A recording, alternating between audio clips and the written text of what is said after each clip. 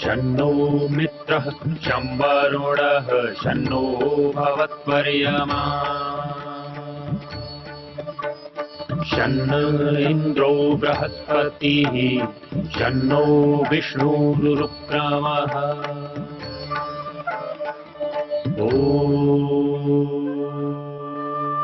शान्ति शान्ति शान्तिः।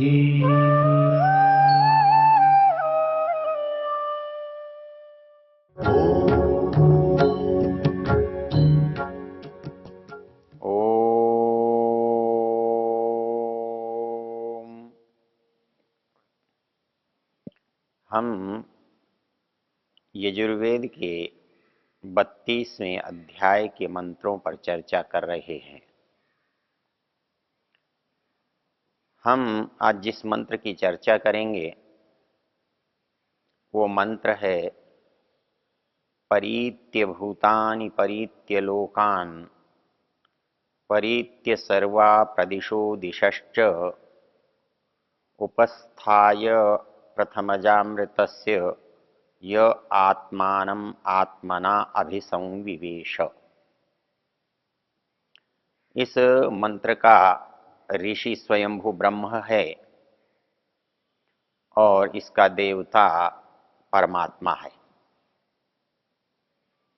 इस मंत्र में परमात्मा की चर्चा करते हुए एक तो उसकी व्यापकता की बात की गई है। परीत्य भूतानि परीत्य लोकान् परीत्य सर्वा प्रदिशो दिशश्च।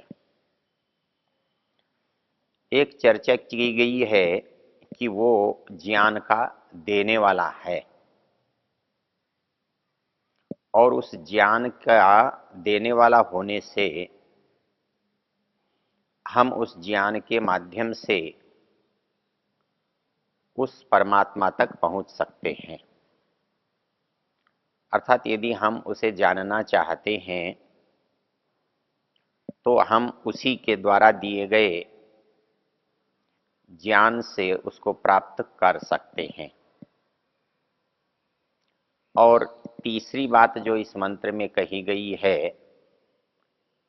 आत्मना आत्मानम अभिसंविवेश, अर्थात वो परमात्मा सूक्ष्म होने के कारण आत्मा में ही भी प्रविष्ट है। परमेश्वर के संबंध में यदि इन तीन बातों पर हम विचार करें, जैसा कि पीछे के मंत्रों पर में भी हम इस पर विचार करते रहे हैं, तो परमेश्वर की दो प्रकार की उपस्थिति है। एक तो परमेश्वर इन सब चीजों को व्याप्त करके ठहरा हुआ है और दूसरा वो केवल बाहर नहीं है, उन सब वस्तुओं के अंदर भी है। अर्थात वो इन वस्तुओं से सूक्ष्म है। तो इन वस्तुओं से सूक्ष्म होने के कारण वो सब वस्तुओं के भीतर भी है। इस तरह से परमेश्वर वस्तुओं के बाहर होने से उनसे बड़ा है और वस्तुओं के भीतर होने से उनसे सूक्ष्म है। तो जो भी हम परमेश्वर की कसौटी बनाना चाहते हैं उसमें एक मुख्य कसौटी यही है कि जो चीज बड़ी है वो छोटी को अपने में समा सकती है। बड़े ज्ञान में छोटा ज्ञान सीमित समाहित होता है, बड़े पात्र में छोटा पात्र समाहित होता है। तो इस तरह जहां हम परमेश्वर की उपस्थिति को देखें या देखना चाहें तो हमें ये देखना पड़ेगा कि वो जो जिसे हम परमेश्वर कह रहे हैं वो जिनसे वस्तुओं को हम जानते, देखते और पाते हैं उनसे वो विशाल, बड़ा होना चाहिए। उस बड़प्पन को बताने के लिए यहाँ इन शब्दों का प्रयोग किया है। परित्य भूतानि, परित्य लोकानि। यहाँ भूतों का अभिप्राय कोई प्राकृतिक भूत लेना संगत नहीं होगा, क्योंकि अगला जो शब्द है वो कहता है परित्य लोका। जिन लोकों की बात की जा रही है वो सब इन भौतिक महाभूतों से बने हुए हैं। इसलिए यहाँ जो भूत शब्द है वो प्राणियों का वाचक है, जीव का वाचक है। तो वो परमेश्वर जीव में भी, जीव से भी बड़ा है और जड़ वस्तुओं से भी बड़ा है। इसकी चर्चा हम पीछे ईशावास्यम मंत्र के व्याख्या करते समय जैसा कि बताया, ईशावास्यमिदं सर्वम यत्किंच जगत्याम जगत, अर्थात इस संसार में जो कुछ आपको दिखाई दे रहा है, तो जैसे दो तरह की चीजें दिखाई दे रही हैं, उनको आप बांट सकते हैं कि कुछ चीजें चेतन हैं और कुछ चीजें अचेतन या जड़ हैं। तो जैसे उस मंत्र में कहा, वो सब आच्छादित किए हुए है, व्याप्त किए हुए है। यत्किंच जगत्याम जगत, जो भी संसार में है, गतिशील है, क्रियाशील है, चेतन है या चेतनता से रहित है। तो वैसे ही ये मंत्र कह रहा है परित्य भूतानि, अर्थात समस्त भूतों को परितः। हमारे यहाँ जो परि उपसर्ग आता है वो चारों ओर के अर्थ में आता है। अधिकार जैसे अर्थ आमना सामना होता है, तो वैसे ही परि का अर्थ होता है सब ओर से, चारों ओर से। तो वो ब्रह्म इस भूतों को, प्राणियों को, जीवात्माओं को चारों ओर से व्याप्त करके स्थिर है। परित्य भूतानि परित्य लोकान, जो संसार की रचना है, रचे गए संसार में जो संसार बना है, जो स्थूल संसार हमें दिखाई दे रहा है, इस स्थूल संसार के भी वो चारों ओर विद्यमान है, अर्थात उनसे बाहर, उनसे परे भी है। वो इनसे बड़ा है। परित्य भूतानि परित्य लोकान, तो ये लोक हैं, ये जड़ पदार्थों के संकेत ग्राहक हैं, जड़ पदार्थों के बताने वाले हैं। उस परमेश्वर की जो उपस्थिति और स्थिति बताई इस मंत्र में, वो चेतन और जड़ दोनों पदार्थों के लिए बताई। पहले शब्द में परित्य भूतानि कह करके और दूसरे शब्दों में परित्य लोकान कह करके, और इसमें क्योंकि बहुवचन है तो किसी एक स्थान विशेष की बात नहीं की जा रही है, बल्कि समस्त लोक, अर्थात जिनको हम जानते हैं या जो हमारे ज्ञान और कल्पना से दूर भी हैं, उन समस्त लोकों को भी वो व्याप्त करके, अपने अधीन करके, अपने उनसे बड़ा हो करके वो स्थित है। तो पहली चीज परित्य भूतानि, अर्थात चेतन में भी यही स्थिति है, और दूसरी स्थिति है परित्य लोकान, वो समस्त लोकों को भी व्याप्त करके है। और जो तीसरा शब्द आता है परित्य सर्वः प्रदिशो दिशश्च, अब इसमें दो शब्द हैं, एक दिशा और प्रदिशा। वो दिशाओं में भी व्याप्त है और वो उपदिशाओं में प्रदिशाओं में भी व्याप्त है। यहां दिशा शब्द का विशेष उल्लेख करने का जो अभिप्राय प्रतीत होता है या ज्ञात होता है, वो हम इन लोकों से बाहर जो दूरी है, जो अवकाश है, उसे हम दिशाओं के माध्यम से, दिशाओं की संज्ञा से जानते हैं। हम जहां उपस्थित हैं, दिशाएं उसके दाएं होती हैं, बाएं होती हैं, आगे होती हैं, पीछे होती हैं, ऊपर होती हैं, नीचे होती हैं और उनके विभिन्न कोणों में होती हैं। तो यदि हम ये सोचें कि वो किसी एक दिशा में है, ऐसा नहीं है, वो समस्त दिशाओं में है। तो इसलिए यहां दो शब्दों का उपयोग हुआ, परित्य भूतानि परित्य लोकान परित्य सर्वा प्रदिशो दिशश्च। वो इन समस्त भूतों में, समस्त लोकों में, समस्त दिशाओं में। इसको स्पष्ट करने का एक बहुत सुंदर मंत्र उपनिषद में आता है। वो उपनिषद के मुंडक के एक प्रकरण में है, जहां इसको एक स्पष्ट शब्दों में वर्णित किया गया है, कहा गया है, ब्रह्मैवेदम अमृतम पुरस्तात् ब्रह्म पश्चात दक्षिणतश्चोत्तरेण ऊर्ध्वश्च अधः ब्रह्म विश्वमिदं ब्रह्म वरिष्ठम। कहता है कि ब्रह्मैवेदम अमृतम पुरस्तात्, वहां ब्रह्म को अमृत कहा है। मृत का अर्थ होता है जो आज है कल नहीं रहे, जैसा आज है वैसा कल ना रहे, जितना आज है उतना कल ना रहे।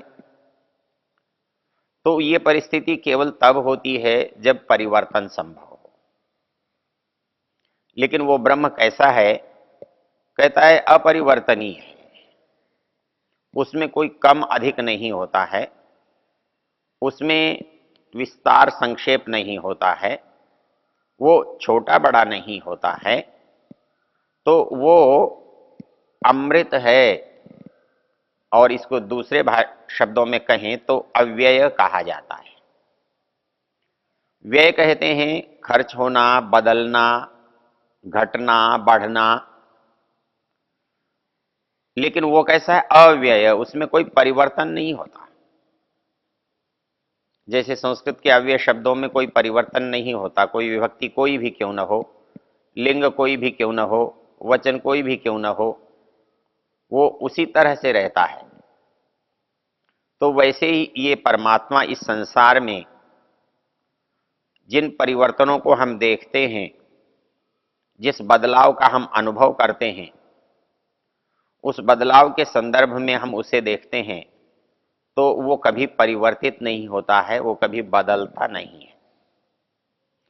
इसलिए यहां पर कहा ब्रह्मैवेदम अमृतम पुरस्तात्, अर्थात एक उपासक, एक साधक जब अपने चारों ओर देखता है, तो जब वो सामने की ओर देखता है तब उसे ब्रह्म की सत्ता दिखाई देती है, ब्रह्म का स्वरूप दिखाई देता है, ब्रह्म की क्रिया दिखाई देती है, उसके ज्ञान का विस्तार दिखाई देता है। और यदि वो अपनी दृष्टि पीछे डालता है, ब्रह्म पश्चात, वो पीछे भी ऐसा ही है। दक्षिणतश्चोत्तरेण, वो उसके दक्षिण में भी ऐसा ही है, वो उसके उत्तर में भी ऐसा ही है। अर्थात इस समस्त संसार में उसके बिना कोई स्थान रिक्त नहीं है। वो चाहे जड़ हो और चाहे वो चेतन हो। तो और वो केवल उसके बाहर ही नहीं है, वो उनके अंदर भीतर भी विद्यमान है। वो अधश्चोर्ध्वम प्रसृतम ब्रह्म, विश्वमिदं वरिष्ठम, वो इस सारे विश्व में, इस सब में वो वरिष्ठ है। वर कहते हैं वैसे ही जो सबसे बड़ा है, सबसे अधिक है, सबसे चुना गया है, और उसमें भी जब प्रत्यय लगा दिया तो उससे बड़ा अर्थात कोई नहीं है, वह सबसे बड़ा है। तो वो कैसा है? पुरस्तात् है, पश्चात है, दक्षिण में है, उत्तर में है, अधः है और ऊर्ध्वम है। इसमें जो एक महत्वपूर्ण बात कही गई, वो जैसे बाहर है ऐसे ही वो इस सब संसार के भीतर भी है, अंदर भी है। कई बार जब हमारे सामने ये प्रश्न होता है कि जब हम किसी वस्तु से संपर्क करना चाहते हैं, मिलना चाहते हैं, तो हमें गति करनी पड़ती है, हमें क्रिया करनी पड़ती है। या तो वो गति बाहर होती है या वो गति भीतर होती है। तो जिसको गति करनी पड़ती है तो उसका उपस्थिति और अनुपस्थिति का रूप बनता है। वो जिस ओर गति करता है वहां अनुपस्थित था इसलिए गति करता है, और जहां से गति करता है वहां वो उपस्थित है। तो इस मंत्र के जो ये शब्द हैं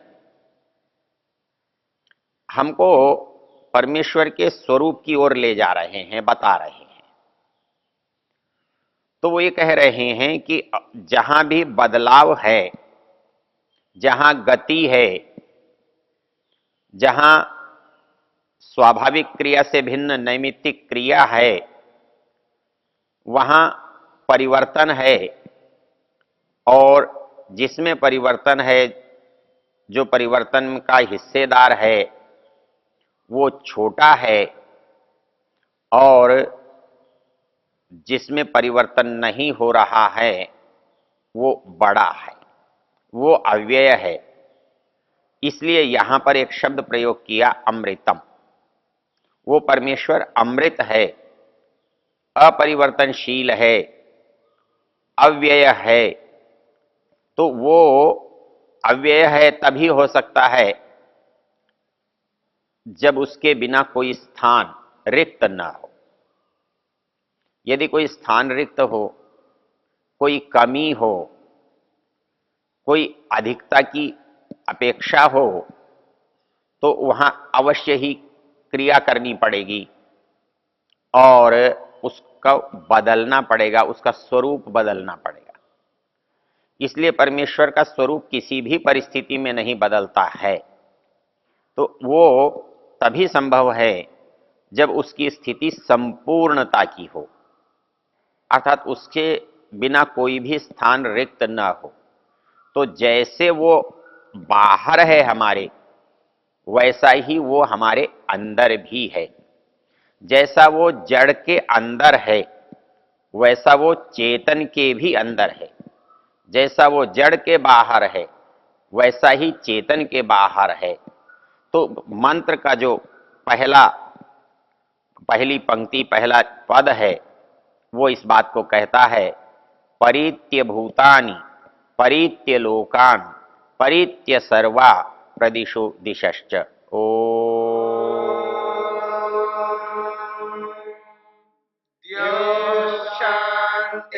शांतिरंतरिक्षं शांति पृथिवी शांतिरापः शांतिरोषधयः शांतिः वनस्पतयः शांतिर्विश्वे देवा शांतिर्ब्रह्म शांति सर्वं शांति शांतिरेव शांति क्षमा शांतिरेधि